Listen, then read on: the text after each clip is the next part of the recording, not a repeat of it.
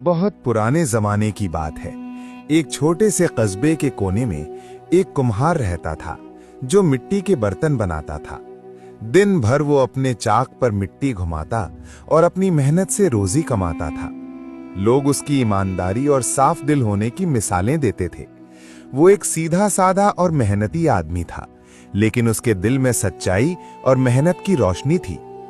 कुम्हार के 4 बच्चे थे, 3 बेटे और 1 बेटी।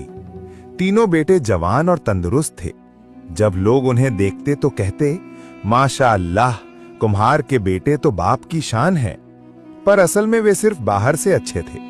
उनके दिलों में एक दूसरे से जलन और मुकाबले की आग जलती रहती थी।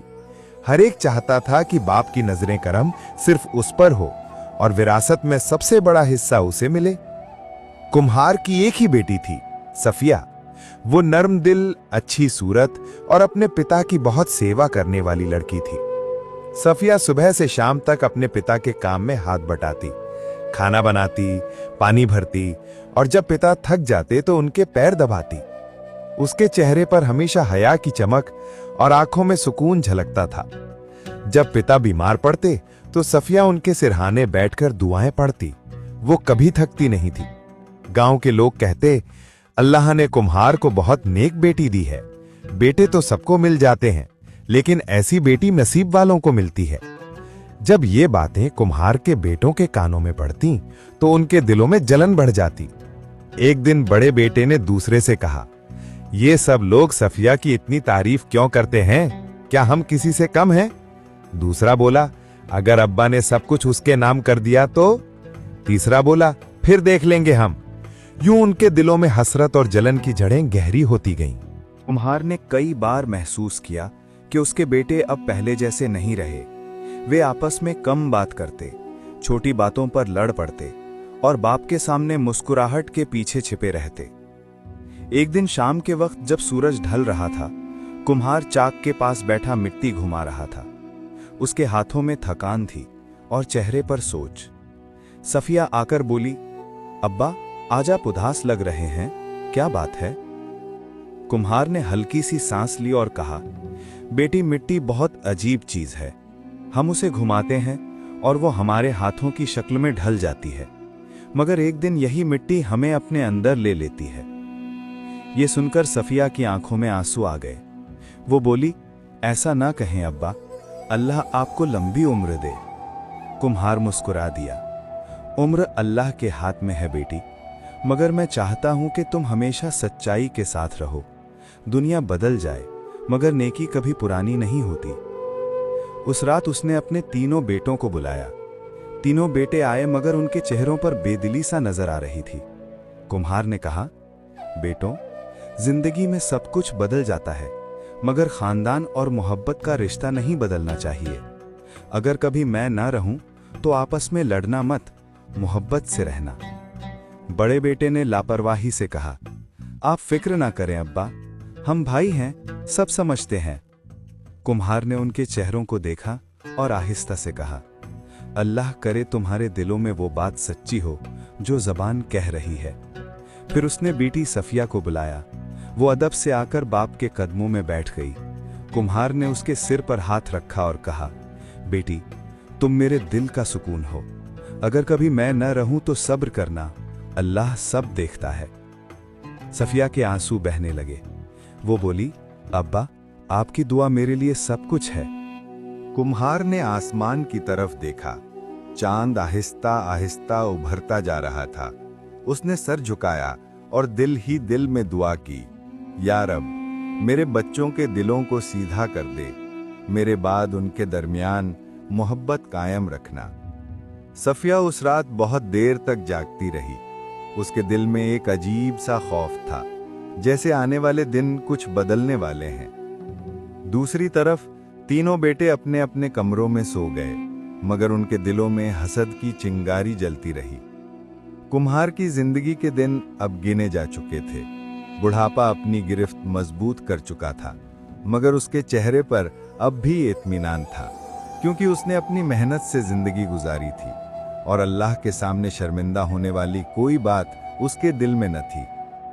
मगर किस्मत ने उसके लिए एक ऐसा इम्तिहान रखा था जो मरने के बाद भी उसके घर वालों की असल पहचान दुनिया को दिखाने वाला था। कुम्हार की उम्र अब ढल चुकी थी। उसके बालों में सफेदी उतर आई थी, चेहरे पे झुर्रियां बढ़ गई थी और आंखों की चमक मध्यम होने लगी थी। मगर उसके हाथ अब भी चाक पर चलते थे। मिट्टी घूमती रहती और वो कहता, जब तक सांस है रोजी हलाल कमाता रहूंगा। बेटी सफिया अक्सर बाप को समझाती, अब्बा अब आप आराम कर लीजिए, मैं संभाल लूंगी काम। कुम्हार मुस्कुराकर जवाब देता, बेटी ये हाथ जब तक मिट्टी के साथ जुड़े हैं दिल मुतमईन रहता है। सफिया खामोश हो जाती, क्योंकि वो जानती थी कि उसके अब्बा की जिंदगी ही मेहनत में है। मगर दूसरी तरफ बेटे दिन ब दिन दूर होते जा रहे थे। बड़ा बेटा अब कारोबार के ख्वाब देखने लगा था। वो अक्सर दोस्तों में बैठता और कहता, मैं ये बर्तन बनाने वाला काम छोड़ दूंगा, शहर जाकर दुकान खोलूंगा। दरमियानी बेटा सोचता, मैं बाप के बाद घर का मालिक बनूंगा, सब कुछ मेरे हुक्म से होगा। छोटा बेटा हसद से भरा हुआ था। वो बेटी सफिया को देखकर कहता, यही अब्बा की आंख का तारा है, हम चाहे कुछ भी करें उन्हें बस यही नजर आती है। कुम्हार के दिल को चुभता था कि उसके बेटे एक दूसरे से मोहब्बत नहीं रखते। वो चाहता था कि उसके जाने के बाद वो एक दूसरे का सहारा बने, मगर वो जानता था कि उनके दिलों में कुछ और ही पल रहा था। एक दिन दोपहर के वक्त जब सूरज तेज था, कुम्हार बर्तनों के ढेर के पास बैठा कुछ सोच रहा था। अचानक उसके सर में चक्कर आया और हाथ से चाक छूट गया। सफिया भागते हुए आई, अब्बा क्या हुआ? कुम्हार ने कमजोर आवाज में कहा, बेटी आज लगता है जैसे जान भी थक गई हो। सफिया ने रोते हुए उसका सर अपनी गोद में रख लिया, पानी पिलाया, दवा दी, मगर अब वो वही बाप न रहा जो कभी मिट्टी से जिंदगी बनाता था। उसी रात उसके बेटे आ गए। सफिया ने कहा, अब्बा की तबीयत बहुत खराब है, तुम सब दुआ करो। बड़ा बेटा लापरवाही से बोला, इतनी फिक्र क्यों करती हो, कल हकीम को बुला लेना। दरमियानी बोला, अगर अब्बा काम बंद कर दें तो तबीयत ठीक हो जाएगी। छोटा बस खामोश बैठा रहा, मगर उसके चेहरे पर कोई गम न था। कुम्हार ने अपनी कमजोर आंखों से तीनों बेटों को देखा, फिर बेटी की तरफ देखा जो उसके पांव दबाए बैठी थी। दिल में कुछ टूट सा गया। उसने आहिस्ता से कहा, इंसान का असली सरमाया उसके बच्चे होते हैं, मगर अगर वो मोहब्बत करना भूल जाएं तो सब कुछ खत्म हो जाता है। सफिया ने बाप के हाथ थाम लिए और कहा, अब्बा मैं आपको कभी अकेला नहीं छोड़ूंगी। दिन गुजरते गए, बीमारी बढ़ती गई, कुम्हार का जिस्म कमजोर होता गया। अब वो ज्यादा वक्त अपने बिस्तर पर गुजारता था। सफिया सुबह शाम उसके पास रहती, खाना बनाती, दवा देती, तकिया सीधा करती। बेटे कभी कभी आते मगर जल्द चले जाते। एक दिन बड़े बेटे ने कहा, हमें और भी काम है, हर वक्त अब्बा के पास बैठना मुमकिन नहीं। सफिया है ना, सब देख लेगी। सफिया के दिल में चुभन सी हुई, मगर वो कुछ बोली नहीं। वो बस अपने बाप के पास बैठकर अल्लाह से दुआ मांगती रही। एक शाम जब हवा ठंडी थी, कुम्हार ने बेटी को बुलाया। सफिया, जी अब्बा। बेटी, मेरे सीने पर बोझ सा है, दिल कहता है वक्त करीब है।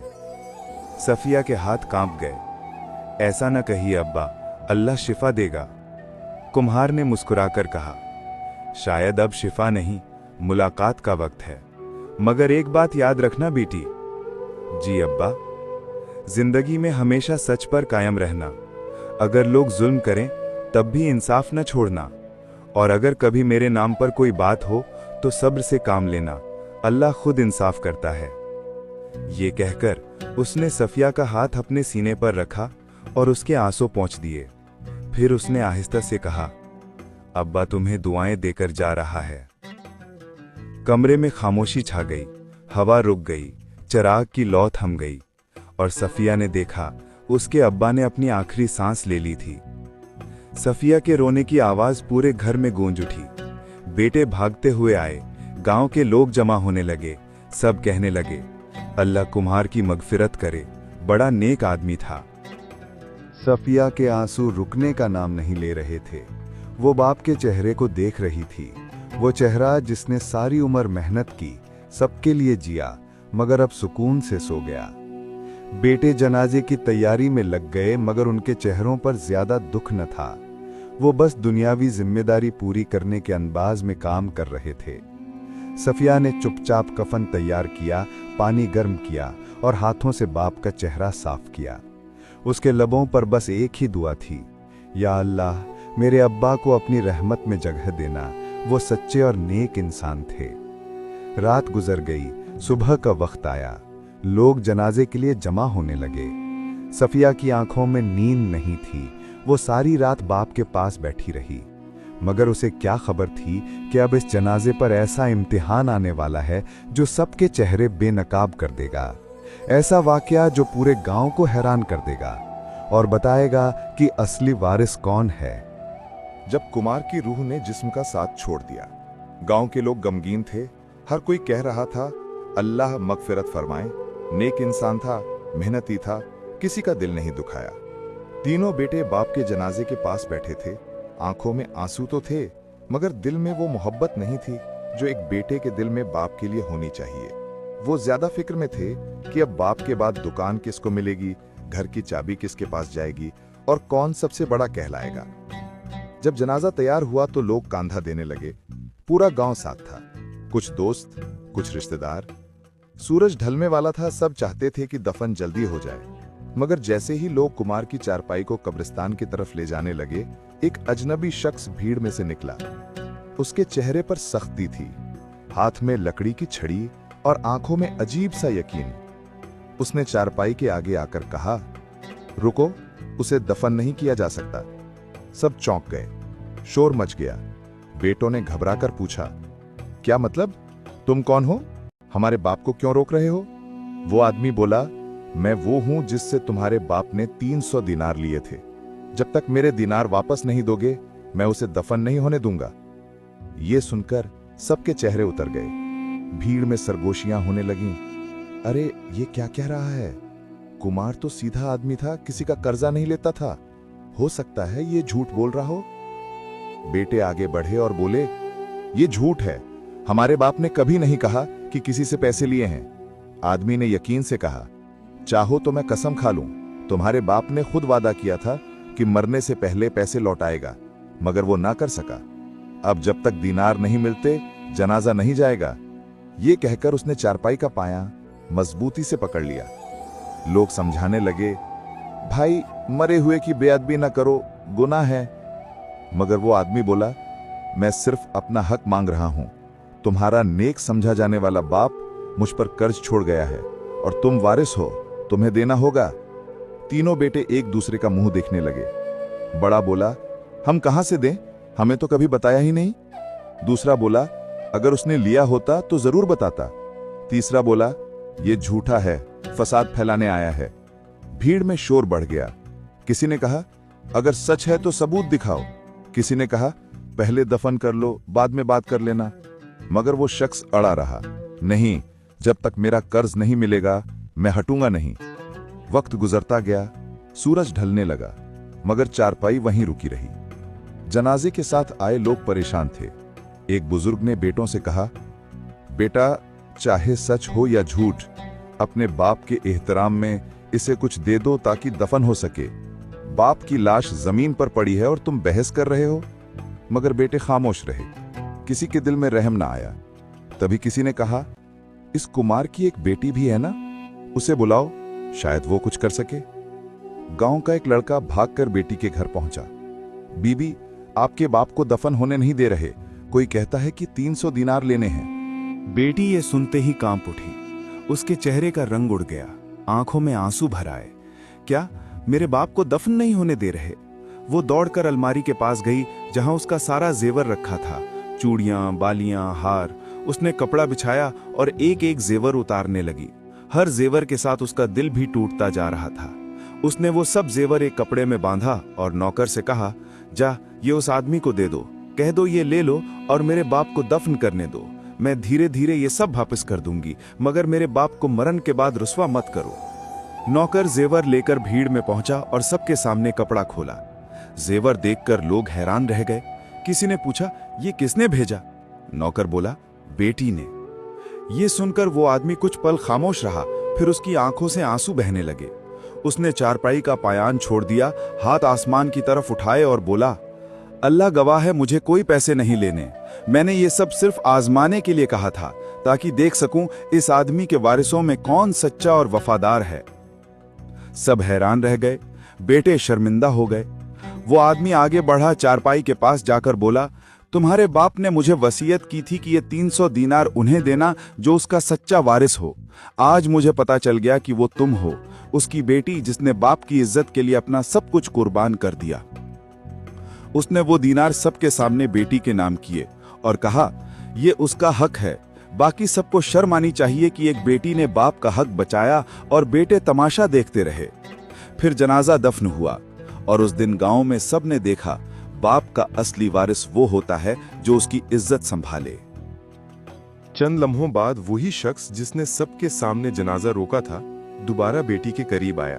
उसने धीरे से कहा, बेटी, तुमने जो किया है वो दुनिया के लिए मिसाल बन जाएगा। मैं तुम्हारे बाप का पुराना दोस्त हूं। उसने मरने से पहले मुझसे वसीयत की थी कि अगर उसके मरने के बाद तुम्हारे भाइयों ने दुनियादारी में उलझकर अपना फर्ज भुला दिया तो मैं उनकी आजमाइश लूंगा। बेटी ने चौंक कर उसकी तरफ देखा। वसीयत? क्या मेरे बाप ने वाकई कुछ कहा था? आदमी ने सर हिलाया। हाँ, उसने कहा था, मेरे मरने के बाद मेरी औलाद में से जो भी मेरा कर्ज अदा करने को तैयार हो वो ही मेरा सच्चा वारिस होगा, क्योंकि जो औलाद बाप की इज्जत बचा ले वो ही उसकी अमानत संभालने के लायक है। ये सुनकर बेटी के होंठ कपकपाने लगे। यानी मेरे बाप ने मेरा इम्तिहान रखा था? वो आदमी मुस्कुराया। नहीं, तुम्हारे भाइयों का, मगर सच तो यह है कि तुम पास हुई, वो नाकाम। वो शख्स बोला, ये तुम्हारा हक है, और याद रखो बेटी, कभी कभी अल्लाह बंदों को माल से नहीं नीयत से आजमाता है। तुमने दुनिया के सामने साबित कर दिया कि ईमान दौलत से बड़ा होता है। इसके बाद उसने वो दीनार गरीबों में बांट दिए। किसी को खाने के लिए दिया, किसी को दवाई के लिए, किसी को अपनी झोंपड़ी बनाने के लिए। वो खुद खाली हाथ रही, मगर दिल में सुकून की दौलत लेकर लौट आई। जब लोगों को पता चला कि उसने दीनार बांट दिए हैं तो गांव भर में उसकी नेकी की बात होने लगी। कोई कहता, यही है वो बेटी जो माँ बाप की आंखों का नूर होती है। कोई कहता, अगर हर घर में ऐसी बेटी हो तो दुनिया में कभी बेवफाई ना हो। मगर उसके भाई शर्म से सर झुकाए रहे। उन्हें समझ में आ गया कि बाप के बाद इज्जत विरासत में नहीं मिलती, वो वफा, ईसार और सच्चाई से कमाई जाती है। एक रात जब तीनों भाई आपस में बैठे, बड़ा भाई बोला, हमने बाप की जिंदगी में सिर्फ दौलत देखी, उसका दिल नहीं देखा। हम समझते थे मोहब्बत दिखाने से कमजोरी आ जाएगी, मगर आज पता चला कि कमजोर तो हम खुद थे। दूसरा बोला, हमें लगता था बाप ने हमें वारिस बनाया है, मगर असली वारिस तो हमारी बहन निकली। तीसरा बोला, हमने उसका मजाक उड़ाया, उसके ख्वाबों को कमजोर कहा, मगर वही साबित हुई कि असली ताकत मोहब्बत में होती है। तीनों ने फैसला किया कि बहन से माफी मांगेंगे। अगले दिन वो उसके घर गए। दरवाजे पर वही पुरानी मिट्टी की खुशबू थी, वही दिया जल रहा था जो उनके बाप की जिंदगी में हर शाम जलता था। बेटी ने दरवाजा खोला, उन्हें देखा और मुस्कुराकर कहा, आओ भाइयों, तुम आए तो खुशी हुई। तीनों की आंखों से आंसू बह निकले। बड़े ने कहा, हम गुनाहगार हैं, तुमने वो किया जो हम न कर सके। तुमने बाप की इज्जत बचाई और हम खामोश तमाशाई बने रहे, हमें माफ कर दो। बेटी ने नर्म लहजे में कहा, भाइयों, बाप की तरबियत ने हमें झगड़ना नहीं, जोड़ना सिखाया था। मैंने तुमसे बदला नहीं, दुआ मांगी थी, और दुआ कभी खाली नहीं जाती। फिर उसने तीनों को गले से लगा लिया। वो लम्हा इतना पुरनूर था जैसे पूरे घर में बरकत उतर आई हो। गांव के बुजुर्ग कहते हैं, उस दिन उस घर की फजा बदल गई, आसमान पर रहमत के बादल छा गए, और लोग आज तक उस बेटी को याद करते हैं जो अपने बाप के लिए इज्जत की ढाल बन गई।